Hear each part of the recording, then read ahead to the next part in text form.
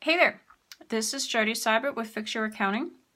Here just with a quick walkthrough of my bullet journal. This is a Levenger Circa journal. I had bought apparently on sale, had it in my notebook stash, and when I decided to go on my bullet journal journey, I just pulled this out, decided to use it. I'm not sure I'm going to, my next one's going to be a bound book because I'd like to explore the different options, but this is what I'm using for now. It's functional. My first page is just, please return it. The key is what Ryder Carroll, who's the creator of the bullet journal. I didn't use all his symbols because they weren't meaningful to me, and I think I might have changed it to kind of match the way I work. This is an online printable from Boho Berry. You can, get some things for free or go to Etsy too if you want a full-year calendar. It's not part of the original bullet journal, but I decided it was kind of useful for me. The index is where I find a lot of value because you number your pages. And as I'm a very avid note taker, which there's a lot of pages I need to add in here and add to it, this lets me go back to my different projects and whatnot. So I find this quite useful. The future log is where you're supposed to be keeping track of future events that need to go add to your layout, your week layouts. I think I might make some changes to this, maybe either allow some more space or just make sure more of it, rely more on my Outlook calendar, because this is already some months. February was quite crowded for some reason.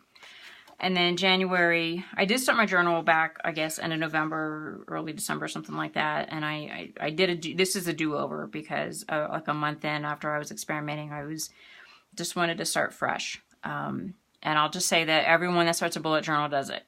You need to play with different layouts and styles to find what works for you. This follows Ryder Carroll's setup of just the numbers for the days of the week, put in significant events. It's somewhat of a duplicate of the future log, so I may stop actually doing this and not use the monthly because I feel like it's duplicating and I feel like I'm not trusting it. The habit trackers are an addition people have made, and I have found them kind of useful to try to break some bad habits and establish some good ones. Coloring in some things I started later on, that's why they're not quite filled in, or I was traveling and it didn't at the holidays and didn't really apply, but I found that useful. But oddly enough, for February, I didn't even do one. This is the layout I kind of settled on, and there's any number of them. And I started using washi tape to grid them out to sort of add some color. The reason I like this layout is because, like I said, I'm a note taker, so it gives me this big blank spot to track tasks I want to do during the week, but maybe don't want to assign to a certain day. And then I can add notes from phone calls. Somehow I'm just a perpetual note taker. So I was sort of using the same washi tape for all of January to sort of distinguish it. And then you can see I did a stamp that bled through and I didn't test properly. And then this is where I changed my layout to sort of flip my layout to move the big blank block for my note taking to this side because I'm left-handed. So this works. Actually, I've been using this ever since.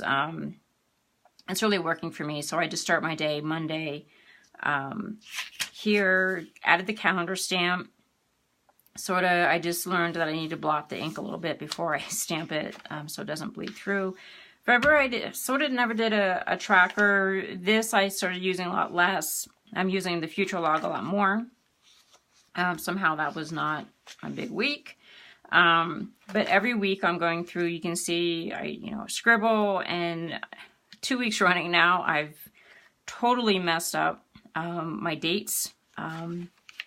So you see some cross-outs and whatnot. But the cool thing about the bullet journal is you just turn the page and just do better next week. Which, although next week I didn't do any better somehow. Smeared everything, wasn't letting my ink dry. But here's my my collections, what they call the collections, and that's really your notes. And I'm a note taker, so I'm always writing notes from meetings, ideas for blog posts, projects and that type of thing. And I actually set up using what I saw in someone else's YouTube demonstration. They originally set it up for projects, which I have back here, and you can see these are just post-it tabs I'm using. Column for project, next action, washi tape to grid it. You know, I'm liking this because it's visual, and I was using Asana, but I'm just so tired of having so many tabs open. And I copied this layout for what I call my follow-ups for email and phone calls, because that's sort of the bane of my existence, is losing track of conversations. Because messages are coming from LinkedIn, Facebook, email, and phone, and things are just getting lost. So I set this up for that. But this is also, you know, the visual aspect really is a good reminder that I'm trying to do too many things at once. So those are kind of, you can see I don't have a lot of room in this notebook anymore, but probably one of the most important pages you put at the very back. Most people set up a page to test their various ink, because some of these pens can, like that stamp was really bleeding through, and it could bleed through and blot out something on the next page, and that might not work for you. So one of the reasons this really works for me is because I feel like we're all perpetually trying to do way too many things at once, and procrastinating. I'm terrible at procrastinating. So as I'm migrating tasks, I have a few here that aren't checked off. When I'm migrating them to the next week, I'll say, oh, you know what? I need 10 minutes. Let's take 10 minutes and just do that, or probably less, and I can crank out some more tasks. Or if you're copying forward the same task, you're like, okay, how important is this? Does it really just need not to be a task? To sort of take a more realistic view of your of what you're trying to get done. So that's sort of how it's been working for me. March is different washi tape.